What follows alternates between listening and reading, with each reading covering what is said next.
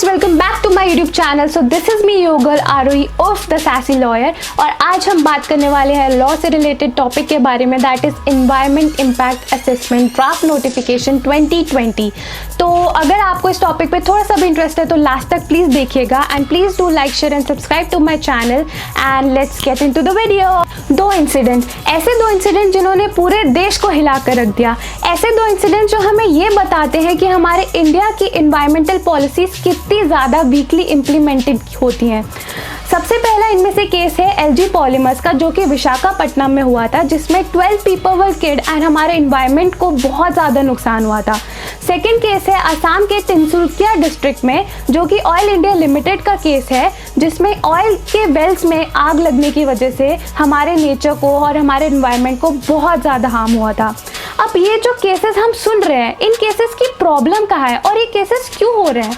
तो सबसे बड़ी प्रॉब्लम ये है कि हमारी कंट्री का जो ease of doing business rank है वो 63 है, और जो बिजनेस हाउसेज होते हैं उनको ये लगता है कि हमारी कंट्री का जो रैंकिंग है वो इसलिए इतना डिक्रीज है क्योंकि हमारे जो कंट्री का ministry of environment and forest है वो बहुत ज़्यादा ही डिले करता है क्लियरेंस देने में। तो ये डिले जो होता है ये क्यों होता है, ये दिमाग में हमारे क्वेश्चन आता है कि ये जो डिले है ये क्यों होता है। तो इस डिले का रीज़न है EIA, एनवायरनमेंट इम्पैक्ट असेसमेंट। एक टूल होता है जो हमें ये बताता है कि कोई भी इन्वायरमेंट एक्टिविटीज़ या कोई भी इन्वायरमेंट से रिलेटेड प्रोजेक्ट जो हमारे इन्वायरमेंट में हो रहे होते हैं उनका हमारे नेचर या हमारे इन्वायरमेंट में क्या इम्पैक्ट पड़ने वाला है। तो ये जो होता है इससे हमें पता चलता है कि potent environment impacts and negative externalities के बारे में हमें पता चलता है। अब ये जो EIA होता है ये हमें एक मेजरमेंट भी देता है जो हमें ये बताता है कि कोई भी इन्वायरमेंट प्रोजेक्ट या कोई भी इन्वायरमेंट एक्टिविटी हम करेंगे उससे हमारे इन्वायरमेंट को क्या बेनिफिट होगा या फिर क्या उसका एडवर्स कंडीशन हो जाएगा या क्या इम्पैक्ट पड़ेगा। EIA से रिलेटेड मैं आपको एक बहुत ज़्यादा इंटरेस्टिंग केस बताना चाहती हूँ जो कि है summer trust case. Summer trust case में हमारे दिल्ली हाई कोर्ट ने ये बोला है कि जो EIA है वो एक पार्ट है हमारा पार्टिसिपेटरी जस्टिस का, जिसमें कि वॉइसलेस पीपल को वॉइस दी जाती है। इसी से हमें एक टर्म याद आता है जन सुनवाई, जिसमें कम्युनिटी को जूरी बनने को एक ऑप्शन दिया जाता है। अब EIA से रिलेटेड हमें 3 पॉसिबिलिटी मिलती है। वो 3 पॉसिबिलिटी क्या है? पहली पॉसिबिलिटी ये है कि जो हमारा प्रोजेक्ट है वो कंटिन्यू कर सकते हैं। दूसरी पॉसिबिलिटी ये है कि जो प्रपोजल है उसको मॉडिफाई किया जा सकता है क्या। थर्ड पॉसिबिलिटी ये है कि जो प्रोजेक्ट है क्या उसको हमें पूरी तरीके से स्क्रैप कर देना चाहिए। क्योंकि EIA किसी भी प्रोजेक्ट के शुरू होने से पहले किया जाता है, इसीलिए हम उसको प्रीएम्प्टिव मेजर कहते हैं। और ये जो EIA है वो एक प्रिंसिपल पे काम करता है जिसे हम कहते हैं prevention is better than cure.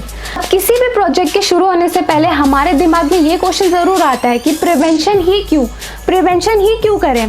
तो क्योंकि hundreds of things are at stake, जैसे कि जॉब, इंफ्रास्ट्रक्चर, इन्वेस्टमेंट, जो भी वहाँ के लोगों का कल्चर है, लाइवलीहुड एक्सेट्रा। तो अब जो इंडस्ट्रीज़ होती हैं और जो बिजनेस हाउसेज होते हैं उन्हें लगता है कि इन्वायरमेंट इम्पैक्ट असेसमेंट उनके लिए बहुत बड़ा बॉटलनेक है, और उन्हें ऐसा लगता है कि अगर इन्वायरमेंट इम्पैक्ट असेसमेंट हटा दिया जाए तो उनका ease of doing business improve हो जाएगा। इन्वायरमेंट इम्पैक्ट असेसमेंट के कुछ इंपॉर्टेंट स्टेप्स होते हैं। स्टेप नंबर 1 होता है proposal to expert appraisal committee, जो कि कंसिस्ट करती है साइंटिस्ट एंड एक्सपर्ट्स को। यही कमेटी बाद में इस प्रपोजल को रिव्यू करती है, स्टडी करती है और एक इंटरिम रिपोर्ट बनाती है जो कि बाद में पब्लिश करी जाती है। थर्ड स्टेप होता है पब्लिक कंसल्टेशन, जिसमें कि इंक्लूड किया जाता है अफेक्टेड पीपल को भी। फोर्थ स्टेप होता है जिसमें जो फाइनल रिपोर्ट होती है वो बाद में दी जाती है, फाइनल रिपोर्ट बनाई जाती है जो कि बाद में ministry of environment and forest को दी जाती है। सबसे पहले हम EIA ड्राफ्ट नोटिफिकेशन 2020 के इशू के बारे में बात करते हैं। पहला इशू है ex post facto clearance route. इसको हमेशा से ही एक लीगल लूपहोल की तरह यूज़ किया गया है। इसमें यह बताया गया है कि कोई भी प्रोजेक्ट EIA क्लियरेंस के अगर हमें ग्रांट नहीं मिली है और अगर कोई भी प्रोजेक्ट के लिए हमने कंस्ट्रक्शन कंप्लीट कर दिया है तब भी इसे वैलिड माना जाएगा, लेकिन हमें इसके लिए पेनल्टी पे। कोर्ट ने ये भी स्टेट किया है कि ये नल एंड वॉइड कंसिडर किया जाएगा, और उन्होंने ये भी स्टेट किया है कि ecologically rational outlook must be followed for development. अब हम बात करते हैं सेकंड इशू के बारे में। सेकंड इशू में हमें ये बताया गया है कि जो भी पब्लिक कंसल्टेशन है उसको रिड्यूस कर दिया गया है 40 डेज में।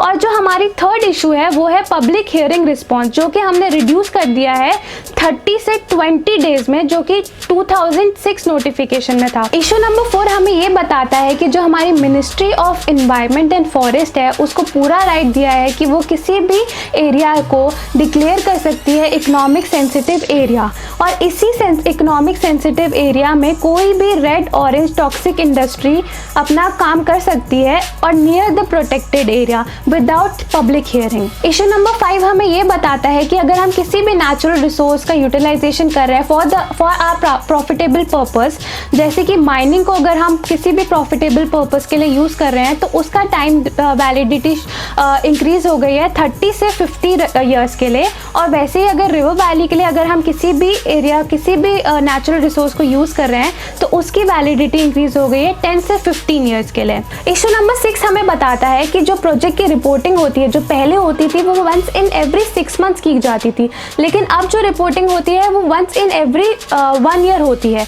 जो इसकी वजह से जो एरर्स होते हैं वो पहले तो हमें वंस इन एवरी 6 मंथ्स पता चल जाते थे, लेकिन अब हमें सिर्फ ईयर के एंड में सिर्फ एक बार पता चलते हैं। इशू नंबर 7 हमें minister of environment and forest and minister of heavy industries के बारे में बताता है, जो कि सेम पर्सन है, और इसकी वजह से बहुत ज़्यादा कॉन्फ्लिक्ट ऑफ इंटरेस्ट अराइज होता है। कॉन्फ्लिक्ट ऑफ इंटरेस्ट इसलिए अराइज होता है क्योंकि जो हमारे मिनिस्टर ऑफ एनवायरनमेंट हैं उनकी रिस्पॉन्सिबिलिटी होती है कि वो एनवायरनमेंट को प्रोटेक्ट करें, वेराज जो हमारे मिनिस्टर ऑफ हेवी इंडस्ट्रीज होते हैं उनकी मेन रिस्पॉन्सिबिलिटी होती है कि वो इंडस्ट्रीज को प्रमोट करें, और इसी की वजह से एक कॉन्फ्लिक्ट अराइज होता है, that is conflict of interest, and you can not be the जज ऑफ योर ओन केस। हमारा लास्ट इशू है under the draft notification, that is the new category which is involving other strategic consideration, जिसमें हमें किसी भी project की category से related कोई क्लैरिटी ही नहीं होती, हमें पता ही नहीं होता किस टाइप का प्रोजेक्ट लिया जाएगा, और तो और इसमें पब्लिक का ओपिनियन भी नहीं लिया जाता। Okay guys, so here's a wrap up to this video and I hope you like it. Please comment में मुझे बताओ कि आपको कैसा लगा,